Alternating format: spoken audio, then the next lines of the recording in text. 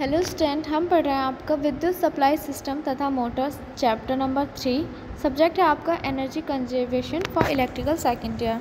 इसमें हमारा next topic है पथ दर टैरिफ, स्टेप रेट टैरिफ। ये क्या होता है? देखिए, यह टैरिफ उपभोगित वैद्युत इकाइयों की संख्या पर डिपेंड करता है। क्या होता है कि अगर इसमें विद्युत का उपभोग बढ़ जाता है तो साथ साथ पदों की संख्या भी बढ़ जाती है, क्योंकि निश्चित उपभोगित इकाइयों के पश्चात एक अग्रिम पद प्रारंभ हो जाता है और प्रत्येक अग्रिम पद के साथ संपूर्ण वैद्युत ऊर्जा की दर घट जाती है। जैसे जैसे ऊर्जा का उपयोग बढ़ता है वैसे वैसे संपूर्ण वैद्युत ऊर्जा की दर पद में घटती जाती है और अधिक वैद्युत ऊर्जा उपभोग करने वाले उपभोक्ताओं को विद्युत अधिक सस्ती पड़ती है। इसको कहते हैं हम पद दर टैरिफ। देखिए, जैसे इसके लिए यूनिट्स दे रखी हैं इन्होंने, जैसे हम थोड़ा सा समझ लेते हैं कि अगर इकाइयाँ 0 से 100 हैं तो ये पद चलेगा कौन सा? प्रथम। दर चलेगी 100 किलोवाट आवर। उपभोगित इकाइयाँ 40 है तो विद्युत रेट भी क्या होंगे? 40। अब अगर 101 से 200 के बीच में है तो क्या है? द्वितीय पद में आ गया। किलो आवर क्या है? 90। उपभोगित इकाइयाँ 160 और रेट है इसके 144। ये आप इसके टैरिफ्स पढ़ सकते हैं। देखिए, 601 से 700 इकाइयाँ यूनिट अगर खर्च करते हैं, पद चल रहा है सप्तम, दर है 40, उपभोगित इकाइयाँ हैं 650 और रेट केवल 360। तो इसमें क्या हो? विद्युत अगर खर्च करेंगे ज़्यादा तो क्या होता है, वैसे वैसे विद्युत संपूर्ण ऊर्जा की दर घटती जाती है और इसीलिए जो आपका टैरिफ है ये सस्ता पड़ता है। इसकी क्या है? देखिए, कुल कीमत ऊर्जा दर देख रखा है, E1 E2 और E1 E2, ये ऊर्जा उपयोग है और कीमत पर इकाई है। ठीक है, इसको बोलते हैं पद दर टैरिफ। अब है, इस टैरिफ से अधिक ऊर्जा उपभोग करने वाले उपभोक्ताओं को विद्युत अधिक सस्ती पड़ती है। इस उपभोक्ताओं को विद्युत उपभोग करने का प्रोत्साहन मिलता है और लोड फैक्टर बढ़ जाता है। तो इसकी ऊर्जा खपत देखिए, E1 E2 E3 E4 और कीमत प्रति इकाई क्या है? मतलब अगर ऊर्जा कंजप्शन बढ़ रहा है तो भी क्या है, पर इकाई कीमत उस दर से नहीं बढ़ रही। इस टैरिफ से विद्युत का यूज़ बढ़ जाता है। ये इसके प्रमुख गुण हैं। डिमेरिट्स क्या क्या हैं इसके? इस टैरिफ की सबसे बड़ी कमी यह है कि पद को पार करने के बाद कुल वैद्युत ऊर्जा की दर घट जाती है, इसलिए कुछ उपभोक्ता पद पार करने के उद्देश्य से विद्युत का दुरुपयोग करते हैं। इस टैरिफ में प्रति इकाई वैद्युत ऊर्जा की कीमत फिक्स्ड नहीं रहती, इसलिए बिल बनाने में अधिक समय लगता है। उपयोग कहाँ का है? इसका यूज़ सीमित है, लेकिन इंडस्ट्रियल कंज्यूमर्स के लिए इसका यूज़ किया जाता है। फिर आता है आपका खंड दर टैरिफ। ब्लॉक रेट टैरिफ क्या है? यह पद टैरिफ का ही एक विकसित रूप है।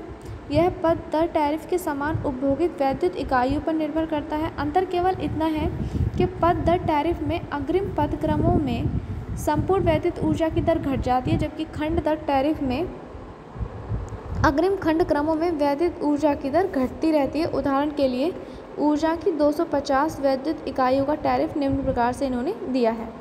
प्रथम खंड की 100 इकाइयों की दर 50 पैसे। 100 इकाइयों की दर कितनी है? 50 पैसे प्रति इकाई। अग्रिम खंड की समान इकाइयों की दर 40 पैसे प्रति इकाई होगी तथा इससे अग्रिम अंतिम खंड की शेष इकाइयों की दर 30 पैसे प्रति इकाई है। तब खंड दर टैरिफ के अनुसार कुल इलेक्ट्रिक चार्जेस क्या लगेंगे? 100 इकाइयों के लिए कितनी थी? 50, तो इसकी क्या कर दी? मल्टीप्लाई, प्लस फिर अगली 100 के लिए दर क्या हो जाएगी? 40, तो क्या हो जाएगा? 100 × 40 प्लस अगले शेष जो बचेंगे खंड उनकी क्या होगी? 30 पैसे इकाई, तो 50 × 30, तो कितना पैसा बनाइए? 10,500 पैसा, 105 रुपये। तो पर डर टैरिफ के अनुसार कुल विद्युत भार कितना होगा आपका? इलेक्ट्रिक चार्जेस क्या होंगे? 250। क्यों? क्योंकि 250 वैद्युत इकाई के लिए है और ये हम एक इकाई के लिए निकाल रहे हैं। ठीक है, एक वैद्युत इकाई का निकला है 150 और कितना है? 250 वैद्युत इकाइयों का टैरिफ कैसे कैलकुलेट करेंगे? तो 250 × 30, तो कितना हो जाएगा हमारा? 75 रुपया। ये था हमारा किसका? पद टैरिफ के हिसाब से। फिर है गुण क्या क्या है इसके? खंड दर टैरिफ के गुण जो हैं वो निम्न हैं। पद दर टैरिफ की तरह ही खंड दर टैरिफ में भी जितनी अधिक वैद्युत ऊर्जा यूज़ की जाती है उतनी ही अधिक सस्ती होती है। प्रस्तुत टैरिफ से विद्युत उपभोक्ताओं को वैद्युत ऊर्जा के उपयोग करने का प्रोत्साहन मिलता है। अधिक वैद्युत ऊर्जा उपभोग करने से लोड फैक्टर तथा डाइवर्सिटी फैक्टर बढ़ता है, जिससे वैद्युत ऊर्जा की प्रति इकाई कीमत घटती रहती है। वैद्युत ऊर्जा के यूज़ ना करने पर उपभोक्ता को किसी प्रकार की ऋणात्मक कीमत दंड रूप से उपशुल्क या कर नहीं देना पड़ता। फिर इसके डिमेरिट्स देखिए क्या क्या है। इसके डिमेरिट्स हैं, इस टैरिफ में विद्युत ऊर्जा की दर एक समान अर्थात स्थिर नहीं रहती, इसलिए परिकल्पनात्मक रूप से टैरिफ बढ़ जाता है और विद्युत प्रभार का बिल तैयार करने में अधिक समय लगता है। बिल तैयार करने में कंप्यूटर का यूज़ करना पड़ता है। टैरिफ जटिल होने के कारण सामान्य उन समूह जनरल पब्लिक की समझ से बाहर रहता है। यूजेस कहाँ हैं इसके? घरेलू, व्यावसायिक तथा लघु औद्योगिक उपभोक्ताओं के लिए MSME में इसका यूज़ होता है। MSME क्या? Micro enterprises and medium enterprises. फिर आपका द्विभाग या द्विदर टैरिफ, 2 पार्ट और 2 रेट टैरिफ। ये क्या है देखिए, इस टैरिफ में कुल विद्युत प्रभार को 2 भागों में अलग अलग बांटते हैं, इसलिए इसे हम क्या कहते हैं? द्विभाग टैरिफ कहते हैं। प्रत्येक भाग की दर भिन्न भिन्न होने के कारण द्विदर टैरिफ भी इसको कहा जाता है। टैरिफ का प्रथम भाग नियत फिक्स चार्ज पर डिपेंड करता है और जो फिक्स चार्ज रहता है ये अधिकतम मांग के समक्ष प्रत्यक्ष समानुपाती होता है और उपभोगित वैद्युत ऊर्जा पर निर्भर नहीं करता। फलतः इसका मतलब क्या है? टैरिफ के प्रथम भाग में उपभोक्ता मांग को निश्चित दर के हिसाब से प्रदायक को नियत प्रभार के रूप में भुगतान करना पड़ता है, जैसे ₹1 पर किलोवाट। टैरिफ का द्वितीय भाग रनिंग चार्जेस पर डिपेंड करता है। रनिंग चार्जेस जो कुल उपभोगित वैद्युत ऊर्जा के समानुपाती होते हैं और अधिकतम मांग पर निर्भर नहीं करते। फलतः क्या होता है? टैरिफ के अंतिम भाग अर्थात द्वितीय भाग में उपभोगित वैद्युत ऊर्जा को एक निश्चित दर ₹20 प्रति किलोवाट आवर के हिसाब से दायक को चालक प्रभाव के रूप में भुगतान करता है। द्विभाग टैरिफ की गणनात्मक सूत्र के रूप में इससे हम इसे निकाल सकते हैं, जैसे टोटल चार्जेस क्या है? Rate 1 kilowatt plus 20 kilowatt hour. ठीक, फिर है ए क्या है यहाँ पे? यह है इसका फॉर्मूला। ए क्या है? रुपए में स्थिर प्रभार प्रति किलोवाट अधिकतम मांग, KW किलोवाट अधिकतम मांग। बी है रुपयों में स्थिर प्रभार प्रति किलोवाट माइनस आवर उपभोगित वैद्युत ऊर्जा। किलोवाट आवर में उपभोगित वैद्युत ऊर्जा जो ऊर्जा मापी द्वारा मापी जाती है।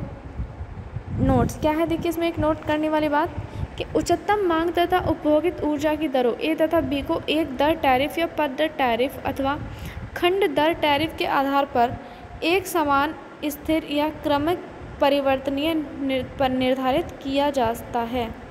गुण क्या है इसके? द्विदर टैरिफ के प्रमुख गुण हैं। टैरिफ एक ऐसा टैरिफ है जिसमें नियत प्रभार अथवा प्रचालन प्रभार के रूप में वैद्युत उपभोक्ता से वास्तविक तथा यथोचित विद्युत प्रभार वसूल किया जाता है। डिमेरिट्स क्या क्या है इसके देखिए, इसमें उच्चतम मांग मापन की एक बहुत बड़ी समस्या सदैव बनी रहती है, क्योंकि उच्चतम मांग का निर्धारित कनेक्टेड लोड या कमरों की संख्या अर्थात सतह क्षेत्रफल अथवा परिसर की यथोचित दर के आधार पर होता है।